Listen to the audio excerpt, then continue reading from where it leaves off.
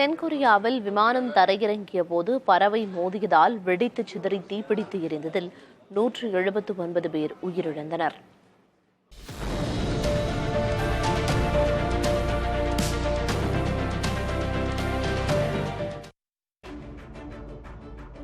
Thailand தலைநகர் பாங்காக்கிலிருந்து 181 பயணிகளுடன் வந்த Jeju ஏர் நிறுவனத்திற்கு சொந்தமான போயிங் 737-800 ரக விமானம் தென்கொரியாவின் முவானில் உள்ள விமான நிலையத்தில் தரையிறங்க திட்டமிடப்பட்டிருந்தது.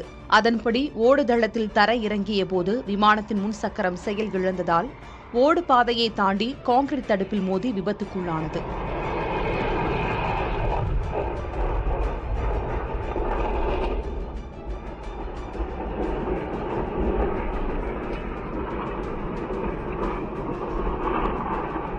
தொடர்ந்து விமானத்தில் தீப்பிடித்ததால் அதிலிருந்த பயணிகள் வெளியேற முடியாமல் சிக்கிக் கொண்டனர். இதற்கிடையே 32 தீயணைப்பு வாகனங்கள், ஹெலிகாப்டர்கள் ஆகியவற்றின் மூலம் தீயணைப்பு படை வீரர்கள் தீயை கட்டுக்குள் கொண்டு வந்தனர். இந்த பணியில் தீயணைப்பு படையினர், காவல்துறையினர், ராணுவத்தினர் என 1560க்கும் மேற்பட்டோர் ஈடுபட்டனர். இந்த விபத்தில் விமானம் முற்றிலுமாக எரிந்து சேதமடைந்துள்ளதாக தெரிவித்துள்ள அதிகாரிகள் விபத்துக்கான காரணம் குறித்து விசாரணை நடைபெற்று வருவதாக கூறியுள்ளனர். சக்கர பகுதியில் பறவைகள் சிக்கியிருக்கக்கூடும் என்றும் அதன் காரணமாக முன் சக்கரம் செயல் இழந்திருக்கக்கூடும் என்றும் சந்தேகிக்கப்படுகிறது.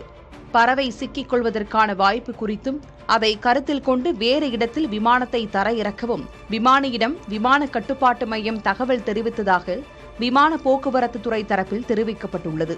இதற்கிடையே ஜேஜு ஏர் நிறுவனத்தின் தலைவர் கிம் யி பே இந்த விபத்துக்கு முழு பொறுப்பேற்பதாக அறிவித்திருக்கிறார். விமானத்தை இயக்குவதற்கு முன்பு நடத்தப்பட்ட பரிசோதனையில் எந்த தொழில்நுட்ப கோளாறும் இல்லை என கூறிய அவர், விபத்துக்கான காரணம் என்ன என்பது குறித்து தெரிய வந்ததும் அடுத்த கட்ட நடவடிக்கை குறித்து தெரிவிக்கப்படும் என்று கூறினார்.